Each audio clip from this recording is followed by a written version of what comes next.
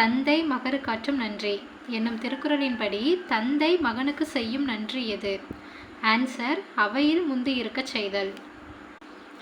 ஒருவனுடைய செல்வம் சமுதாயத்திற்கு பயன்படுவதை வள்ளுவர் எதனோடு ஒப்பிடுகிறார்? ஆன்சர், ஊருணி. நாட்டிற்கு அணிகலனானவற்றை வள்ளுவர் எந்த வரிசையில் தந்துள்ளார் அப்படின்னு கேட்டிருக்காங்க. செல்வம், இன்பம், ஏமம், பிணியின்மை, விளைவு. இதோட குறள் எப்படின்னு வரும்னா, பிணியின்மை செல்வம், விளைவின்பம், ஏமம், அணி என்ப நாட்டிற்கு வைந்து அப்படின்ட்டு வரும். இதைப்படி பார்த்தோன்னா ஃபஸ்ட்டு பிணியின்மை, அடுத்து செல்வம், அடுத்து விளைவு, அடுத்து இன்பம், அடுத்து ஏமம்.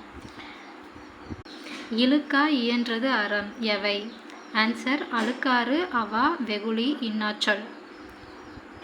ஒருவருக்கு சிறந்த அணிகலன்களாக இருப்பவை என வள்ளுவர் எவற்றை குறிப்பிடுகிறார்?